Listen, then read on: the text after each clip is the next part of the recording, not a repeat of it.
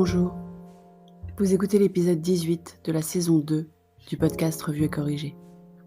Cet épisode est tiré d'un billet du blog publié le 29 septembre 2020 et s'intitule « Adieu l'optimisme ».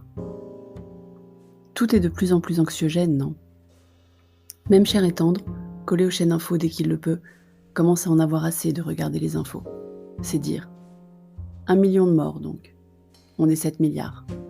En France, le pourcentage sur la population est pire. On n'y comprend plus rien.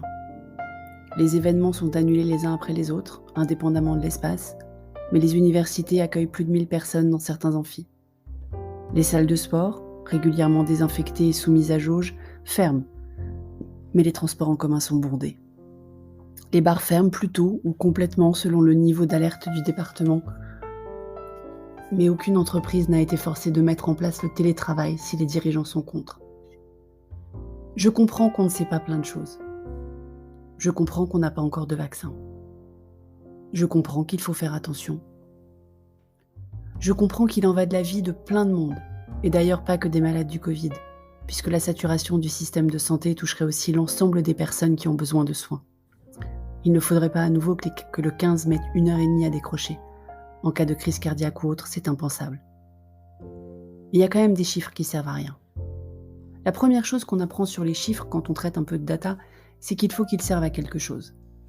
Prenons le taux de positivité par exemple, qui dit combien de gens testés ont été effectivement positifs.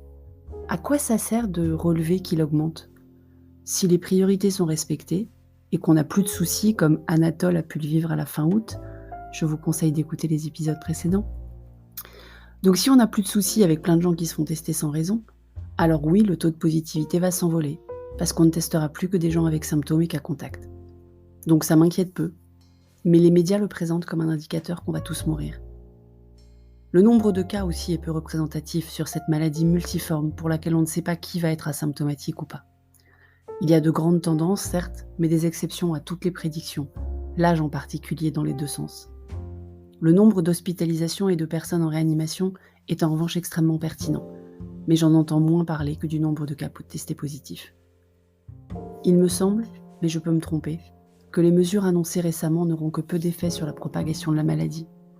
Je reste persuadée, mais je peux me tromper, qu'il faut obliger plus de télétravail pour désengorger à la fois transports en commun et espaces de bureau, qu'il faut obliger les universités à faire les grands amphis en distanciel au-delà des premières années, qui découvrent complètement la fac, qu'il faut plus de rames dans les transports en commun et à toutes les heures pour répartir ceux qui doivent se déplacer mais peuvent décaler leurs horaires. Je ne suis pas au gouvernement, ni même dans la moindre position de savoir ce qu'il faut faire. Je comprends qu'il y a une équation impossible à laquelle est confronté le gouvernement justement, entre économie chancelante et la protection d'un maximum de vies, et à nouveau pas que des malades du Covid. Mais si déjà on arrêtait de donner autant de chiffres, si les plateaux télé arrêtaient d'inviter tous les scientifiques qui ont envie de leurs 15 minutes de gloire donner leurs avis forcément contradictoires sur la marche à suivre, si les artistes, qui ne sont donc pas plus légitimes que moi, seulement plus connus, arrêtaient d'avoir un avis tranché sur la question dans un sens ou dans l'autre. Je sais que ça n'a aucune chance d'arriver, mais j'espère. Non, l'optimisme n'est pas mort. Il est juste en réanimation. Merci de m'avoir écouté. Si vous écoutez sur Apple, merci de laisser un commentaire avec vos 5 étoiles. C'est très important les commentaires. Et sur toutes les plateformes de balado-diffusion, abonnez-vous et partagez. À bientôt.